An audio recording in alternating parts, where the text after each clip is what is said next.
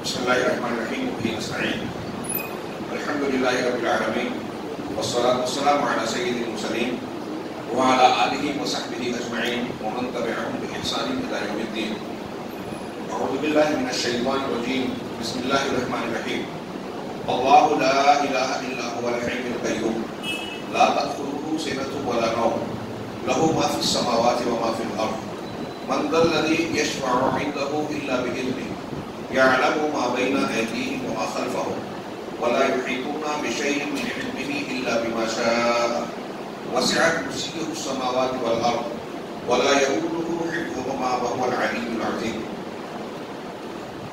محترم بزرگوں، بھائیوں، اسلامی ماؤں اور بہنوں، ہم اس سے پہلے کے درس میں سورہ بقرہ کے مضامین پر سرسری طور سے گفتگو کر چکے ہیں، لیکن جیسا کہ میں نے پچھلے دروس میں تذکرہ کیا تھا کہ اس سورہ بقرہ میں قرآن کی سب سے عظیم، سب سے زیادہ فضیلت والی آیت جسے ہم آیت الکرسی کے نام سے جانتے ہیں، یہ بھی موجود ہے. شیخ دکتور ربی نے بطور خاص اپنی مجالس رمضان میں اس پر اختصار کے ساتھ گفتگو کی ہے. مجھے بھی مناسب معلوم ہوا کہ اس پر تھوڑی سی تفصیلی گفتگو کی جائے، چونکہ یہ آیت اور اس کی فضیلت ہم جانتے ہیں، اور اس سے پہلے میں نے بیان کیا کہ ایک مسلمان اگر ان فضائل کو پیش نظر رکھ کے عمل کرتا ہے تو کم سے کم 8 مرتبہ اسے 24 گھنٹے کے دورانیے میں روزانہ سورۃ آیت الکرسی کی تلاوت کرنی ہے. ہر فرض نماز کے بعد، صبح کے اذکار کے ساتھ، شام کے اذکار کے ساتھ، اور بستر پر آ کر سونے کے وقت. اس کے علاوہ بعض اہل علم نے گھر میں چوری نہ ہو اس مقصد سے 9ویں بار پڑھنے بھی مشروع قرار دیا. اتنی فضیلت ہے اس کی کہ اس آیت کو اللہ تبارک و تعالیٰ نے سب سے افضل اور قرآن کی تمام 6000 آیات میں سب سے فضیلت والی، عظمت والی، اہمیت والی بیان کیا. ظاہر سی بات ہے کہ بندہ مومن اس پر یقیناً غور کرے گا کہ یہ عظمت اور یہ فضیلت اس آیت کریمہ کو کیوں حاصل ہے.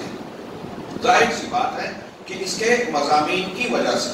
اور دوسرا پہلو یہ بھی ہے کہ ہم جو دعائیں اذکار پڑھتے ہیں فضائل کو حاصل کرنے کے لیے، اجر و ثواب کے لیے، اللہ تبارک و تعالیٰ اور رسول اللہ صلی اللہ علیہ وسلم کے بتائے گئے وعدوں کو حاصل کرنے کے لیے، کہ جب یہ آیت پڑھیں گے تو اللہ کی جانب سے ایک فرشتہ ہمارے لیے بطور محافظ مقرر ہوتا ہے، شیطان قریب نہیں آتا. اس کے پڑھنے والا فرض نمازوں کے بعد جو پابندی کرتا رہے گا، اس کے اور جنت میں داخلے کے لیے صرف موت رکاوٹ ہوگی. شیخ عبدالرزاق ابن عبد المحسن العباد، انہوں نے ایک کتابچہ لکھا آیت الکرسی و براہین التوحید. میں نے اس کا اردو ترجمہ کیا ہے، 2 مرتبہ شائع ہو چکی ہے الحمدللہ. تو اس میں انہوں نے شروع میں اس کی فضیلتوں پر گفتگو کرتے ہوئے ایک خاص نقطے کا ذکر کیا کہ یہ دعائیں، اذکار، ان کے فضائل ہم جانتے ہیں، بیان کرتے ہیں اور ان پر عمل کر کے اس کے حاصل کرنے کی کوشش کرتے ہیں. اگر ہم نے اس کے معنی اور مفہوم کو سمجھے بغیر کہ یہ کیا مضمون بیان کر رہی ہیں، اس کے سمجھے بغیر، اس کو مانے بغیر اگر پڑھ رہے ہیں تو اس کا فائدہ بڑا موہوم اور بہت کم ہوگا. لیکن اگر ہم اس کے معنی اور مفہوم کو سمجھیں اور جب دعا اور اذکار اللہ کے جناب میں پڑھتے ہوئے اس کی معنی اور مطالب کو اپنے دل سے بھی ادا کریں، زبان سے تو پڑھ رہے ہیں، دل سے ان کے سچا ہونے پر یقین رکھیں، ان پر ایمان رکھیں اور اپنے ایمان کو اس سے مضبوط کریں تو اس کا فائدہ بہت بڑھ جاتا ہے. حقیقی طور سے اس کا فائدہ حاصل ہوتا ہے. اور اس کے ذریعے سے جب ہم معنی اور مطلب پر غور کرتے ہیں، جانتے ہیں، تو اس سے ہمارے ایمان کی تجدید ہوتی ہے، ذکر کا صحیح فائدہ حاصل ہوتا ہے کہ اللہ تبارک و تعالیٰ سے قربت حاصل ہوتی ہے، ایمان کو مضبوطی حاصل ہوتی ہے، برکت حاصل ہوتی ہے، اور ذکر کے دوسرے جو فوائد بیان کیے گئے ہیں وہ سارے کے سارے حاصل ہوتے ہیں. اس لیے جن دعاؤں اور اذکار کو ہم پڑھتے ہیں اور ان کے اجر و ثواب کی امید رکھتے ہیں، بہتر ہے کہ ہم اس کے معنی اور مفہوم کو سمجھیں. ورنہ کبھی کبھی ایسا بھی ہوتا ہے کہ ایک آدمی ایک ذکر کر رہا ہے، ہم بہت سارے لوگوں کو دیکھتے ہیں فضائل پر بہت زور دیتے ہیں. اللہ تبارک و تعالیٰ ان کی غلطیوں اور خامیوں کی اصلاح کرے ہماری بھی. لیکن لا الہ، مثال کے طور پہ وہ لا الہ الا اللہ کا ذکر کر رہے ہیں 100 مرتبہ، 1000 مرتبہ، انہوں نے کچھ بدعتی طور پر نصاب بھی بنا لیا ہے، بہت مرتبہ پڑھتے ہیں، اس کے فضائل کو حاصل کرنا چاہتے ہیں. لا الہ الا اللہ کلمہ توحید ہے جو ابھی ہم تھوڑا سا اس کی تشریح پڑھیں گے. اب یہ پڑھ تو رہے ہیں فضیلت کے نام پہ، لیکن عقیدے کے اعتبار سے، عمل کے اعتبار سے وہ لا الہ الا اللہ کی مخالفت کر رہے ہیں. ہمارے ارد گرد میں مسلمانوں کی بہت بڑی تعداد اس میں ملے گی. اللہ کے گھر میں بڑی دردمندی کے ساتھ یہ کہہ رہا ہوں کہ کسی پر طرز و تاریخ نہیں ہے. جو لوگ ایسا کرتے ہیں، پڑھتے ہیں، وہ غور کریں کہ جب آپ لا الہ الا اللہ کا ورد کر کے اس کی فضیلت حاصل کرنا چاہ رہے ہو، لیکن آپ کی زندگی میں، آپ کے عقیدے اور عمل میں لا الہ الا اللہ کی مخالفت پائی جاتی ہے، تو کیا یہ کلمہ آپ کو پڑھنا فائدہ دے گا؟ کیا اس کی فضیلت آپ کو حاصل ہوگی؟ آپ لا الہ الا اللہ اگر کہہ رہے ہیں اور شرک کا کوئی کام کر رہے ہیں، ہم شرک اکبر اور شرک اصغر کے کتنے مظاہر دیکھ رہے ہیں. قبروں پر لوگ زیارت کرنے جاتے ہیں، وہاں رکوع سجدہ اور عبادات کے کام کرتے ہیں، غیر اللہ سے لو لگاتے ہیں، اللہ کے علاوہ کو پکارتے ہیں، ان سے استغاثہ اور فریاد کرتے ہیں، اور نہ جانے کیا ہے. شرک اصغر کی کئی شکلیں ہمارے ارد گرد میں دیکھیے. کسی کے گلے میں دھاگا بندھا ہوا ہے، تعویذ لٹکی ہوئی ہے، کسی کے ہاتھ پر بندھا ہوا ہے، کوئی جادو ٹونے کے عمل کر رہا ہے جو کفر ہے، شرک ہے، شیاطین سے استمداد کر رہا ہے. جب کوئی بندہ اس قسم کا عمل کر رہا ہے اور اس کے فائدے یا نقصان کا عقیدہ رکھتا ہے، تو وہ لا الہ الا اللہ نہیں جانتا، نہیں مانتا، وہ چاہے لاکھ مرتبہ ایک دن میں کہے. اگر اس کے ساتھ وہ کفر اکبر یا شرک اکبر کا ارتکاب کر رہا ہے تو وہ لا الہ الا اللہ کی فضیلت سے محروم ہے، بلکہ اس سے بہت دور ہے. اس کا زبان سے یہ کہنا کوئی معنی اور مفہوم نہیں رکھتا.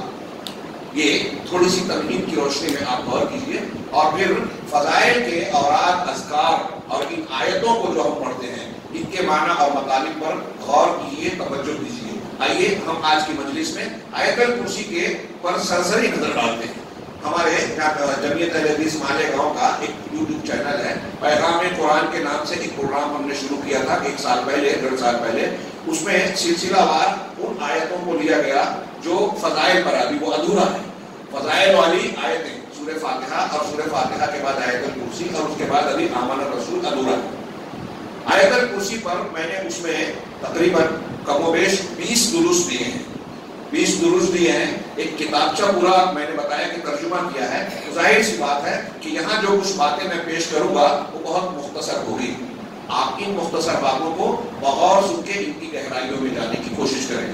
چنانچہ شیخ یہاں کہتے ہیں کہ میں یہاں ایجاز اور اختصار کے ساتھ آیت الکرسی کے معانی پر کچھ گفتگو کرنا چاہتا ہوں، جو قرآن کی سب سے عظمت والی حدیث ہے. اس کی فضیلت اور اس کی عظمت شان بیان کرنے کے لیے بہت ساری متعدد احادیث موجود ہیں. ان احادیث میں سے ایک وہ حدیث ہے جس کا اس سے پہلے درس میں نے ذکر کیا کہ قرائے صحابہ میں سے، کبار صحابہ میں سے جو قرآن کے بہت بڑے عالم تھے، حضرت ابی بن کعب رضی اللہ تعالیٰ عنہ، یہ وہی صحابی ہیں جن سے اللہ کے رسول صلی اللہ علیہ وسلم نے کہا کہ قرآن سناؤ، لم یکن الذین کفروا پڑھ کر مجھے سناؤ. صحابی رسول حضرت ابی نے کہا اللہ کے رسول آپ پر قرآن نازل ہوا اور میں آپ کو سناؤں. تو کہا نہیں، اللہ نے مجھے حکم دیا ہے کہ میں تم سے قرآن سناؤں. حضرت ابی نے پوچھا کیا اللہ نے میرا نام لیا ہے؟ کہا ہاں. حضرت ابی خوشی سے رونے لگے. سوچئے تھوڑی دیر کے لیے کسی بندے کے لیے اس سے بڑھ کر کوئی شرف ہو سکتا ہے کہ رب العالمین اس کا نام لے کر نبی کو کہہ رہا ہے کہ اس سے قرآن سنو. اور یہ سننے سنانے کا، یعنی سیکھنے سکھانے کی بھی تعلیم ہے کہ نبی نے تعلیم دی، اب سبق کا اعادہ کیا جا رہا ہے، سبق سنا جا رہا ہے. قرآن کی یہ فضیلت ہے کہ اللہ تبارک و تعالیٰ کا کلام اگر ہم اچھے سے اچھے انداز میں پڑھتے ہیں تو اللہ تبارک و تعالیٰ ہمیں ہماری طرف متوجہ ہوتا ہے، توجہ دیتا ہے. رب العالمین جس کی طرف متوجہ ہو اس بندے سے زیادہ خوش نصیب کون ہوگا. تو ان سے اللہ کے رسول صلی اللہ علیہ وسلم نے، یہ لمبی حدیث ہے، قدرے میں آپ اس سے پہلے بیان کر چکا ہوں کہ اللہ کے رسول صلی اللہ علیہ وسلم نے ان کو بتایا، ان سے سوال کیا کہ سب سے عظیم آیت قرآن میں کون سی ہے جو تم جانتے ہو؟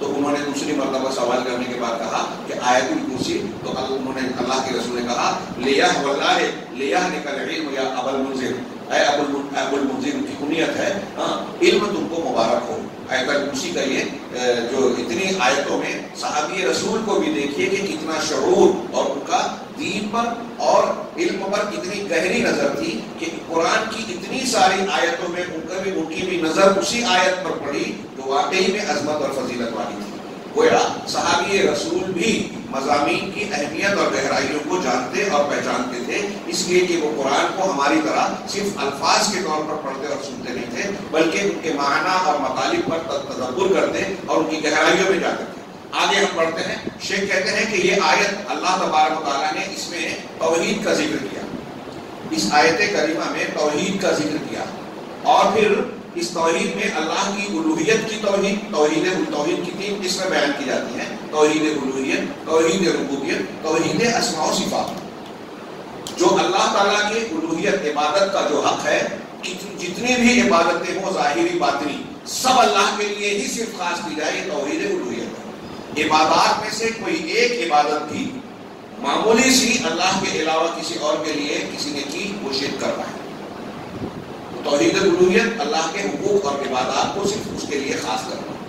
توحید ربوبیت اللہ تبارک و تعالیٰ جو افعال انجام دیتا ہے، دن رات کو کا نظام چلا رہا ہے، زندگی دیتا ہے، موت دیتا ہے، اولاد دیتا ہے، بارش برساتا ہے، روزی دیتا ہے، بیماری اور شفا عطا فرماتا ہے، کائنات کا نظام چلا رہا ہے، یہ سب اللہ کے کام ہیں۔ کل یوم ہوا فی شأن، کسی کو عزت دیتا ہے، کسی کو ذلیل کرتا ہے، کسی کو حکومت دیتا ہے، کسی کو سے حکومت کو چھینتا ہے، ہر روز اس کی ایک شان، یہ اس کے اعمال ہیں جو لامحدود ہیں، یہ اس کی ربوبیت سے تعلق رکھتے ہیں۔ رب پالنا پوسنا، زندگی کی ضروریات فراہم کرنا، اسی سے ربوبیت بنا ہے۔ تو جو اللہ کے کام ہیں، ان کاموں میں اللہ کو وحدہ لا شریک ماننا۔ اللہ اولاد دیتا ہے، کوئی یہ مانے کہ فلاں بابا فلاں بزرگ بھی اولاد دے سکتے ہیں۔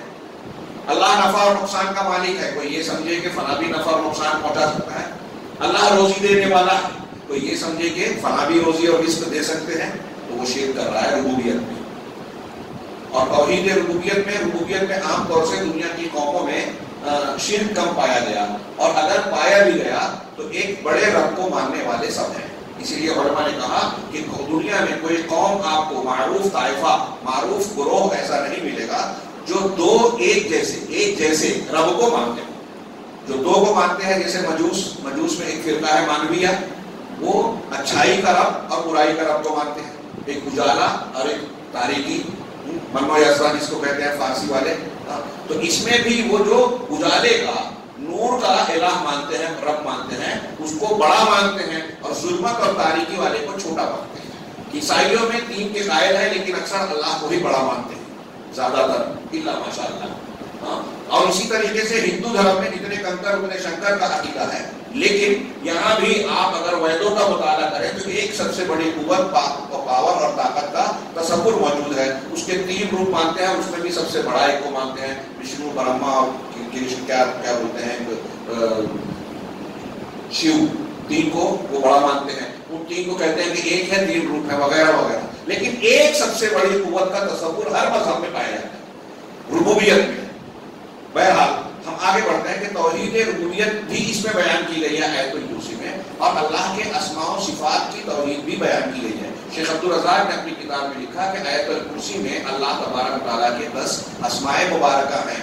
اللہ تعالیٰ کے اسماء اور صفات، اس کی پہچان، اس کی عظمت اور اس کی معرفت حاصل کرنے کا بہت بڑا اور سب سے اہم ذریعہ ہے۔ اس کے معنی اور مطالب پر ایک نام پر آپ غور کریں تو اللہ کی عظمتوں کی گہرائی ہمارے دل و دماغ میں بیٹھتی چلی جائے گی۔ تو آیت الکرسی میں 10 نام ہیں، اللہ تبارک تعالیٰ کے 20 صفات ہیں، اور 10 کمال بیان کیے گئے ہیں، عظمتوں کے اور کمال کو بیان کیا گیا ہے ایک آیت الکرسی میں۔ چنانچہ کہتے ہیں کہ توحید ربوبیت، توحید الوہیت اور توحید اسماء و صفات، اس کی عظمت اور جلال کو بیان کیا گیا ہے۔ اللہ نے فرمایا اللہ لا الہ الا ہو، شروعات ہوتی ہے اللہ، اس کے سوا کوئی معبود برحق نہیں۔ اللہ کا اسم ذات ہے، اسم خاص ہے، کسی بھی مخلوق کو ہم اللہ نہیں کہہ سکتے۔ اللہ کے کچھ نام ایسے ہیں جو دوسروں کے لیے بھی استعمال ہوتے ہیں، جیسے رحیم، قرآن میں اللہ نے اپنے رسول کو بھی رحیم کہا۔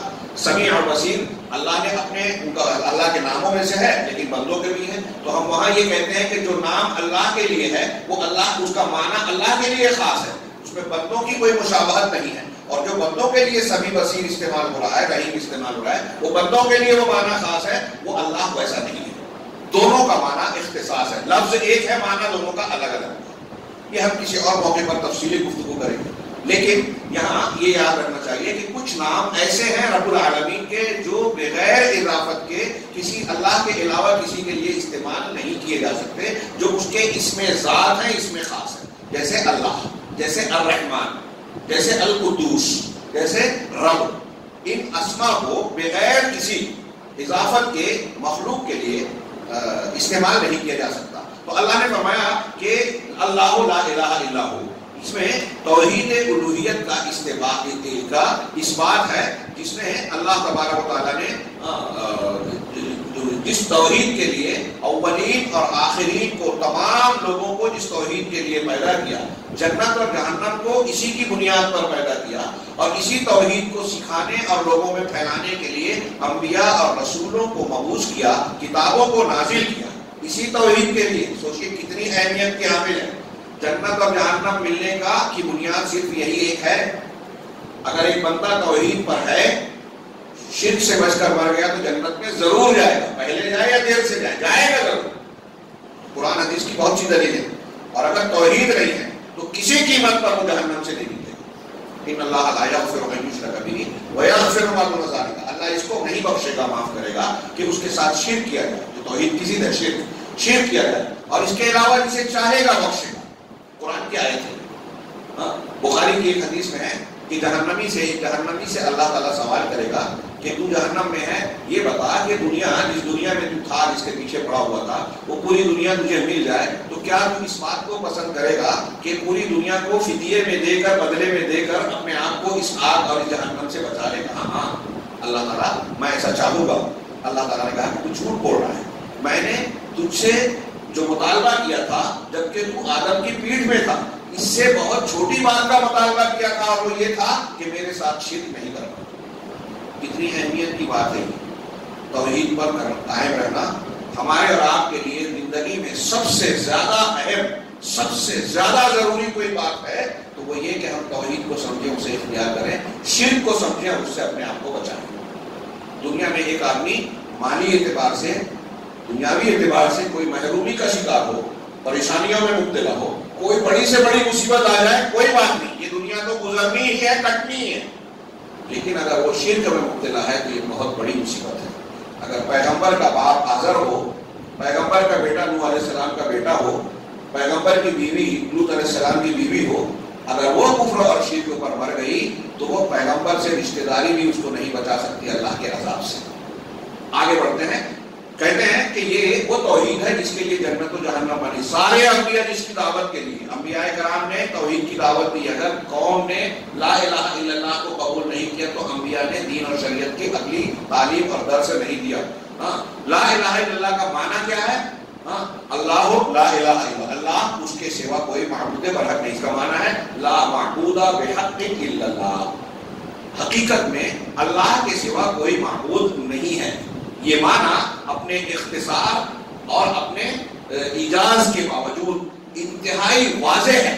اس کے باوجود مسلمانوں میں جو اہل بدعت اور اہل ضلالت ہیں انہوں نے اس معنی کو ضائع کر دیا، اور بہت سارے اہل باطل نے لا الہ الا اللہ کے معنی اور مفہوم کو جو ہے بدل کر لوگوں کے سامنے پیش کیا، اور ایسے لوگوں نے اس معنی اور مفہوم کو بگاڑا جن کو اہل اسلام، امت کے بڑے بڑے علماء کبار ائمہ نے منع کیا ہے کہ ان اہل باطل کی پرت کے پیچھے مت چلنا، ان کی کتابوں کو نہیں پڑھنا۔ چنانچہ ان اہل باطل نے لا الہ الا اللہ کا معنی کیا بیان کیا؟ وہ کہتے ہیں کہ لا الہ الا اللہ کا معنی یہ ہے کہ اللہ کے سوا کوئی خالق اور کوئی رازق نہیں ہے۔ ابھی میں نے آپ کو بتایا، سمجھایا کہ خالق ہونا، رازق ہونا یہ اللہ کی ربوبیت سے تعلق رکھتا ہے، توحید ربوبیت سے۔ کفار مکہ مانتے تھے کہ کائنات کو، قرآن میں کئی جگہ، سورہ یونس میں، سورہ مومنون میں اور کئی مقامات پر اللہ نے ذکر کیا کہ ان کفار مکہ سے پوچھے کہ آسمان اور زمین کو کس نے پیدا کیا تو کہیں گے اللہ۔ ان کے معبود جن کو وہ پوچھتے ہیں ان کے بارے میں پوچھے، انہوں نے پیدا نہیں کیا۔ ان سے پوچھے کہ کون ہے جس سے جو بچانا چاہے تو کوئی نقصان نہیں پہنچا سکتا، اور جو نقصان پہنچائے تو کوئی بچا نہیں سکتا، تو یہ کہیں گے اللہ۔ کفار مکہ بھی یہ مانتے تھے کہ کائنات کو پیدا کرنے والا، چلانے والا، نفع نقصان دینے والا اللہ ہے، اور آج بہت سارے لوگ ان سے زیادہ اپنے آپ کو مسلمان کہنے کے باوجود کفار مکہ سے آگے بڑھ کے یہ سمجھتے ہیں کہ ہم کو فلاں آدمی بھی جو ہے روزی دے سکتا ہے، اولاد دے سکتا ہے، مشکل کشائی کر سکتا ہے اور ہماری مشکلات، ہماری پریشانیوں کو دور کر سکتا ہے. تو یہ تو کفار مکہ سے آگے چلے گئے نا شرک کرنے. میں صرف نہیں کہہ رہا ہوں، اہل علم نے بیان کیا. چنانچہ یہاں ہم جانتے ہیں کہ اہل تصوف اور بہت سارے لوگ بدعتی اہل بدعت ایسے ہیں جو یہ کہتے ہیں کہ لا الہ الا اللہ کا معنی ہے کہ اللہ کے سوا کوئی خالق اور رازق نہیں ہے. ہمارے یہاں جو سید قطب صاحب، مولانا ابوالعلا مودودی صاحب کی جو تشریحات ہیں، انہوں نے توحید پر زور دیا کہ قانون صرف اللہ کا چلنا چاہیے، بالکل صحیح ہے، لیکن انہوں نے توحید کی لا الہ الا اللہ کی تشریح جو ہے بہت محدود کر دی، اس کو قانون اور حکومت میں محدود کر دیا. چنانچہ ان کی توحید حاکمیت کے معنی میں محصور ہے، لا حاکم الا اللہ، اور وہ توحید کا لا الہ الا اللہ کا یہی معنی بتاتا ہے. مولانا ابوالعلا مودودی صاحب کی کتاب ہے قرآن کی چار بنیادی اصطلاحیں، یہی ان کا منہج ہی بگڑ گیا. تمام سلف امت کے مقابلے میں انہوں نے الہ کی اور چار اصطلاحوں کی تشریح جو کی ہے وہ بالکل تمام امت کی تشریحات سے الگ ہے. وہ الہ بمعنی ریاست اور اقتدار اعلیٰ کہتے ہیں، دین کو ریاست کہتے ہیں، دین کا معنی ریاست اور الہ کا معنی کہتے ہیں اقتدار اعلیٰ. اب اگر لا الہ الا اللہ کا وہی معنی ہے جو یہ لوگ تشریح کر رہے ہیں تو اس کا مطلب بہت سارے انبیاء کرام علیہ الصلوۃ والسلام اس معنی کی تقاضے کی تکمیل نہیں کر سکے، حکومت قائم نہیں کر سکے. حکومت قائم کر کے صرف اللہ کا قانون نافذ کیا جائے، یہ توحید کا صحیح اور وسیع معنی نہیں ہے. چنانچہ یہ لوگ اس توحید کو جو انبیاء کرام لے کر آئے اور ان پر مشرکین سے جھگڑا کیا، اس کا معنی بگاڑ کر ان لوگوں نے یہ کہا کہ لا خالق ولا رازق الا اللہ. اس میں کوئی شک نہیں کہ اللہ تعالیٰ کے علاوہ کوئی خالق نہیں ہے، کوئی روزی دینے والا نہیں ہے، لیکن یہ لا الہ الا اللہ کا معنی نہیں ہے. اچھی طریقے سے دماغ میں رکھیے، لا الہ الا اللہ کا معنی ہے کہ معبود عبادت کے لائق صرف اللہ ہے. یعنی اس کے معنی میں یہ تو مفہوم ہوتا ہے کہ کائنات میں اللہ کے علاوہ جن لوگوں کے ساتھ بندگی کا معاملہ کیا جاتا ہے، وہ درخت، پیڑ پودے ہوں، اشجار احجار ہوں، جن ہوں، انسان ہوں، ملائکہ ہوں، اولیاء اور صالحین ہوں، یہاں تک کہ انبیاء کرام نہیں کیوں نہ ہوں، ان میں سے کوئی عبادت کے لائق نہیں ہے. عبادت کے لائق صرف اور صرف اللہ تبارک و تعالیٰ ہے جو واحد قہار ہے. ساری کائنات پر اسی کا زور چلتا ہے، اسی کا تسلط ہے. چنانچہ جتنی بھی عبادات ہیں، نماز ہے، زکوٰۃ ہے، روزہ ہے، حج ہے، یہ دعا ہے، توکل ہے، خوف ہے، رغبت ہے، ظاہری اعمال ہو یا باطنی اعمال. ہم نماز پڑھتے ہیں جسم اور اعضاء کے ساتھ، اور اس میں جو خضوع ہوتا ہے وہ دل میں اندر ہوتا ہے. اور حج کرتے ہیں جسم اور اعضاء کے ساتھ، مال کے ساتھ، لیکن جو اللہ تبارک و تعالیٰ کے لیے اخلاص ہوتا ہے، جذبہ بندگی ہوتا ہے، وہ اندر ہوتا ہے. اور تو اس میں توکل ہے، اللہ سے امید ہے، خوف اور ڈر ہے. یہ ساری چیزیں باطنی ہیں. تو یہ باطنی عبادات ہیں. تو ظاہری عبادات ہوں یا باطنی عبادات ہوں، عبادت کی تعریف کچھ لوگ شرک جو کرتے ہیں مسلمان کہلانے والے، وہ اس لیے بھی شرک کرنے کی کئی وجوہات ہیں. اس میں سے ایک وجہ یہ ہے کہ وہ عبادت کا معنی نہیں سمجھتے. آپ کسی قبر پر سجدہ کرنے والے سے، رکوع سجدہ کرنے والے سے، قربانی اور نذر و نیاز کرنے والے سے جب کہیں گے کہ بھائی آپ شرک کر رہے ہو، توبہ کرو، تو کہے گا ہم کہاں شرک کر رہے ہیں. وہ یہ مانے گا ہی نہیں کہ ہم شرک کرتے ہیں. وہ قبر کے یا بزرگوں کے، مردوں کے یا انسانوں کے نام پر جو نذر و نیاز کر رہا ہے اس کو عبادت مانتا ہی نہیں. عبادت کی تشریح کئی چیزوں پہ جامع تعریف کی ہے علماء نے کہ ہر وہ قول اور عمل جو ظاہری ہو یا باطنی، ظاہری ہو یا باطنی، قول ہو یا عمل، اللہ تعالیٰ جس کو چاہتا ہے اور جس کو پسند کرتا ہے وہ عبادت ہے. اب اللہ نے کہا ما انفقتم من نفقۃ او نذرتم من نذر یعلمہ اللہ. اس سے اور ایسی کئی آیتوں سے یہ ثابت ہوتا ہے کہ نذر بھی، اللہ کے راستے میں خرچ کرنا، نذر و نیاز کرنا، یہ عبادت ہے. اللہ نے کہا فصل لربک وانحر، اپنے رب کے لیے نماز پڑھو اور قربانی کرو. تو جیسے نماز صرف اللہ کے لیے پڑھی جائے گی، قربانی بھی صرف اللہ کے لیے کی جائے گی. اب اللہ تعالیٰ کہہ رہا ہے کہ قربانی کرو، مطلب اللہ اس عمل کو پسند کرتا ہے، اللہ تعالیٰ اس کو حکم دے رہا ہے، بندوں سے چاہتا ہے، تو یہ عبادت ہوئی.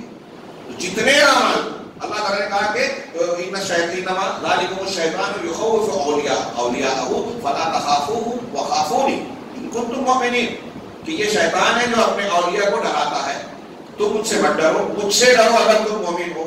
اس کا مطلب ایمان ہے تو اللہ کا خوف ہونا چاہیے، اور اللہ سے جو خوف ہے وہ ایسا غیر اللہ سے نہیں ہونا چاہیے۔ یہاں وہ فطری خوف نہیں ہے جو انسان طبعی طور پر ڈر جاتا ہے، کسی نے کان میں آواز دی، اچانک سانپ آ گیا تو اس سے جو ڈر پیدا ہوتا ہے، یہ فطری خوف ہے، اس میں عبادت اور تعظیم والا خوف نہیں ہے۔ عبادت اور تعظیم والا خوف نفع اور نقصان پہنچانے کے عقیدے کے ساتھ جو ہوتا ہے وہ صرف اللہ کے لیے خاص ہوتا ہے۔ تو ظاہری باطنی جتنی عبادات ہیں وہ سب کے سب اللہ تبارک و تعالیٰ کے لیے کی جائے، نہ انبیاء کے لیے، نہ انبیاء کے علاوہ کسی اور مخلوق کے لیے جن کو لوگوں نے اللہ تعالیٰ کے علاوہ انداز بنا رکھا ہے، ان کی پوجا پاٹ کرتے ہیں۔ آج مسلمانوں میں کتنے لوگ، میں نے ابھی کئی مقامات پر یہ بیان کیا، اور واقعی یعنی کوئی ایسی بات نہیں ہے کہ میں اس کو تصنع کے طور پر، واقعی دل سے کہہ رہا ہوں کہ کچھ کلپس دیکھی میں نے کہ پیر صاحب کو ان کی خانقاہ ہے یا مسجد ہے پتہ نہیں، لوگ آ کے سجدہ کر رہے ہیں، ان کے پیر پر سر رکھ رہے ہیں، ان کے سامنے جھک رہے ہیں، اور وہ طریقہ اختیار کرتے ہیں جو اللہ کے نبی صلی اللہ علیہ وسلم نے بھی صحابہ سے پسند نہیں کیا۔ آپ مجلس میں آتے حضرت انس کہتے ہیں جب صحابہ کھڑے ہوتے کہا صرف احتراماً تعظیماً صرف اللہ کے لیے کھڑے ہوتے، نماز میں کھڑے ہوتے ہیں، قیام کرتے ہیں، وہ قیام جو ہم اللہ کے لیے کرتے ہیں اگر ایسا کسی غیر اللہ کے لیے کیا، شرک کیا، یہ اللہ کا پسندیدہ عمل ہے، عبادت ہے، اب سجدہ کر رہے ہیں اور پیر صاحب کروا رہے ہیں۔ حدیثوں میں اس کی بڑی سخت وعید ہے کہ اللہ کے نزدیک وہ بدترین لوگ ہیں، وہ اپنے لیے وہ کام کروائے جو اللہ کے لیے خاص ہے۔ سجدہ اللہ تعالیٰ نے کہا کہ لا تسجدوا للشمس ولا للقمر واسجدوا للہ الذی خلقہن، سورج اور چاند کو سجدہ مت کرو۔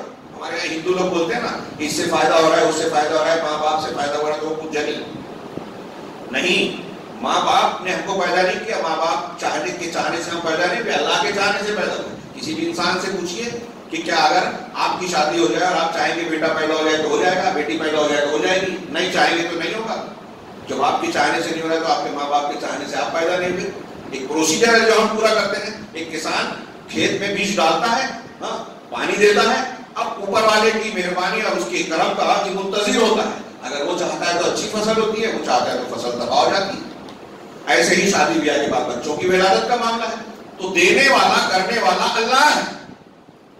لہذا کوئی یہ کہے کہ یہ فلاں چیز سے ہم کو فائدہ ہو رہا ہے، گراہک ہمارے دکان کا رہا ہے تو وہ ہمارا بھگوان، سورج اور چاند سے فائدہ ہو رہا ہے تو سورج کی پرستش کرنے لگے، سورج نمسکار کر رہے ہیں، نہیں۔ اللہ نے کہا کہ سورج اور چاند کو سجدہ نہ کرو، سجدہ اس ذات کو کرو جس نے سورج اور چاند کو پیدا کیا، سجدہ اس کو کرو جس نے ماں باپ کو بنایا، سجدہ اس کو کرو جس نے دنیا کی نعمتیں عطا فرمائی۔ جن کو لوگ پوچھ رہے ہیں ان کو تو خود اللہ نے بنایا، یہ نفع اور نقصان کا ذریعہ بن رہے ہیں اور اللہ کے چاہنے سے بن رہے ہیں۔ اگر اللہ نہ چاہے تو کوئی ڈاکٹر آپ کو شفا نہیں دے سکتا، دوا دے گا شفا نہیں دے پائے گا، کوشش کرے گا نتیجہ نہیں دے سکتا، نتیجہ اللہ کے ہاتھ میں۔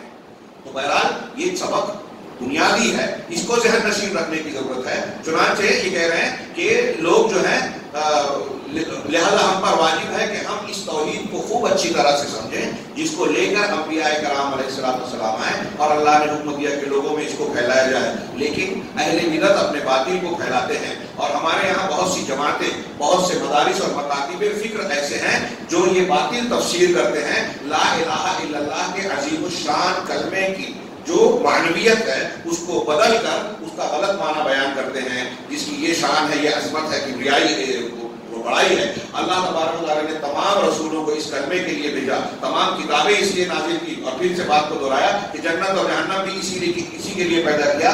قبر میں ہر ایک انسان سے اسی سے متعلق سوال ہوگا کہ تمہارا رب کون تھا، تمہارا نبی کون ہے۔ یہ ربوبیت اور الوہیت سے متعلق سوال ہوگا۔ یہ وہ بنیادی باتیں ہیں جس پر رسولوں کی تمام رسالتیں، دین کی ساری تعلیمات گردش کرتی ہیں۔ آپ اور ہم بہت سارے لوگ ہمارے ہندوستان میں یہ بحث کرتے ہیں، ارے مولانا تو توحید کی بات کرتے ہیں، کچھ لوگ یہ کہتے ہیں عقیدے کی بات۔ تو یہ بات جان لیجئے کہ اگر توحید کا معنی اور مفہوم آپ اور ہم سمجھیں گے تو یہ معلوم ہوگا جو یہاں شیخ نے اس جملے میں کہا کہ دین کی جتنی بھی تعلیمات ہیں، احکامات ہیں، ہمارے زندگی کا کوئی بھی شعبہ ہے، سب کا تعلق توحید سے ہے۔ اگر ایک بچہ اپنے ماں باپ کے ساتھ حسن سلوک نہیں کر رہا ہے، ماں باپ کا احترام نہیں کرتا ہے، بڑوں کے ساتھ کا احترام نہیں کرتا ہے، تو یہ سمجھ لیجیے کہ اس کی توحید میں کمی ہے۔ ایک آدمی حرام کام کر رہا ہے، اس کو چھوڑ نہیں رہا، آپ اس کو سمجھا رہے ہیں، بتا رہے ہیں کہ یہ کام حرام ہے، چوری نہیں کرنا چاہیے، پھر بھی چوری کر رہا ہے، اس کا مطلب اس کے اندر توحید کی کمزوری ہے۔ توحید آئے گی تو اللہ کا خوف آئے گا، اللہ کا خوف آئے گا تو اس خوف کی بنیاد پر گناہوں سے آدمی اپنے آپ کو بچائے گا. اور یہی وجہ ہے کہ لوگوں کی اصلاح کرنے کے لیے توحید کو اختیار کرنا ضروری ہے. اگر آپ چاہتے ہیں کہ سماج میں اصلاح ہو، ہمارا گھر سدھرے، ہمارا بچہ اچھا بنے، اچھا مسلمان بنے، تو اس کو بچپن سے توحید کی تعلیم دیجیے، اللہ کا ڈر دل میں پیدا کیجیے، موت کا خوف دلائیے، بھوت پریت شیطان جن سے بالکل مت ڈرائیے، دنیا کی کسی طاقت سے نہ ڈرائیے، اللہ سے ڈرائیے. یہ نبیوں کا طریقہ ہے. جب نبیوں نے، اللہ کے رسول صلی اللہ علیہ وسلم نے، صحابہ کرام نے یہی جو جگائی، اللہ کا خوف، اللہ کی توحید، تو کیسے لوگ بنے. تنہائی میں زنا ہو گیا. معیذ اسلمی غامدیہ کے 2 واقعات بہت مشہور ہیں، اور بھی صحابہ کے واقعات ہیں، کسی نے نہیں دیکھا. حضرت غامدیہ ایک عورت ہے، ان سے زنا سرزد ہو گیا. اللہ کے نبی صلی اللہ علیہ وسلم کی خدمت میں آ کر حاضر ہوتی ہیں اور کہتی ہیں کہ اصب تو حد تک، میں حد کو پار کر پہنچ گئی، مجھ پر اللہ کی سزا کا نفاذ کیجیے. تھوڑی دیر کے لیے تصور کیجیے، مائیں بہنیں اگر سن رہی ہیں تو وہ بھی سوچیں، اگر ہم سے تنہائی میں کوئی گناہ ہو گیا ہے تو کیا ہم لوگوں کے سامنے یا عدالت میں جا کے پیش ہو کے خود کہیں گے کہ میں نے یہ گناہ کیا ہے، مجھ کو سزا دیجیے؟ تو کیا ہم عقل مند ہیں؟ وہ بے وقوف تھے، ان کے سینے میں دل نہیں تھا، ان کے ارمان اور خواہشات نہیں تھی. اللہ کے رسول نے کہا تمہارے پیٹ میں بچہ ہے، ابھی جاؤ. چلی گئی. کتنا موقع ملا، خود آ کر اعتراف کیا تھا. اگر خود آ کر یہ کہہ دیتی کہ نہیں میں نے غلط کہا تھا، ان کے دل میں یہ خیال آتا نا کہ بچے کے لیے جی جاؤں، اور بچہ پیدا ہوگا تو پھر اس کو کون دیکھے گا. ماں تھی نا، ایک ماں کو اپنے بچے سے کتنی محبت اور لگاؤ ہوتا ہے، سوچ سکتے ہیں. یہ کہہ سکتی تھی، پھر بھی نہیں کہا. بچہ پیدا ہوا، پھر بچے کو لے کے آ گئی. اب میرا بچہ پیدا ہو گیا، اللہ کے رسول مجھ پر سزا نافذ کی تھی. ابھی بچے کی غذا تمہارے سینے سے جڑی ہے، اس کو غذا دو. جب وہ اناج کھانے لگے تب آنا. کئی مہینوں کے بعد پھر آتی ہے، کہتی ہے کہ دیکھو بچے کے ہاتھ میں روٹی کھا رہا ہے. اللہ کے رسول اب مجھ کو سزا دی. کیسی توبہ تھی، کیوں تھا یہ؟ اللہ کے رسول نے ایک صحابی کے حوالے کیا وہ بچے کو اور کہا کہ ان کو پر سزا کا نفاذ. تھوڑی دیر کے لیے تصور کیجیے یہ کردار کہاں سے آیا؟ کہ اسی توحید سے. ہم سوچتے ہیں کہ توحید کا کیا اثر ہے، یہ اثر ہے. اگر توحید مضبوط ہوگی دل میں، اللہ کا خوف، امید اور یقین ہوگا کہ ہمیں جو ہمارا زندہ ہو کے اللہ کے سامنے پیش ہو رہا ہے، تو ایسے گناہوں سے یہی چیز روکے گی. دنیا کا کوئی قانون گناہوں کو روکا. پوری دنیا کا مسئلہ ہے کہ جرائم بڑھ رہے ہیں، ان کی شرح بڑھ رہی ہے، نئے نئے قوانین بنتے ہیں. ایک مارکیٹ میں، اسٹاک ایکسچینج میں، فلاں جگہ گھپلا ہوتا ہے، غبن ہوتا ہے، پولیس والے پکڑتے ہیں، نفاذ ہوتا ہے. پھر اس کے بعد نیا قانون بنتا ہے کہ یہاں سے چوری ہوتی ہے، یہاں سے غبن ہوتا ہے، گھپلا ہوتا ہے، اس کو روکا جائے. لیکن اس کے بعد جو جرائم کرنے والے ہیں وہ نئے راستے ڈھونڈ لیتے ہیں، نئے راستوں سے چوری کرتے ہیں، گھپلا کرتے ہیں. ان کو قانون نہیں روک پاتا. اور قانون انسان کی اصلاح کرنے میں ناکام ہوتا ہے. جب تک دل کے اندر اللہ کا ڈر اور اس ڈر کی بنیاد پر اس بات کا خوف نہ پیدا ہو کہ میں گناہ کروں گا تو مجھے جواب دینا پڑے گا، اس وقت تک اصلاح نہیں ہو سکتی. لہذا اچھا انسان بنانے کے لیے، اصلاح معاشرہ کے لیے، تربیت کے لیے انبیاء کا یہ طریقہ اختیار کرنا چاہیے کہ اللہ تبارک و تعالیٰ نے ان کو معبود برحق سمجھا جائے اور اس کو اس کے اسماء و صفات، اس کی عظمتوں کے ساتھ ہمارے ذہن میں تازہ کیا جائے. اب اللہ تبارک و تعالیٰ نے آگے ارشاد فرمایا کہ اللہ لا الہ الا ہو، اللہ اس کے سوا کوئی معبود برحق نہیں ہے. الحی القیوم،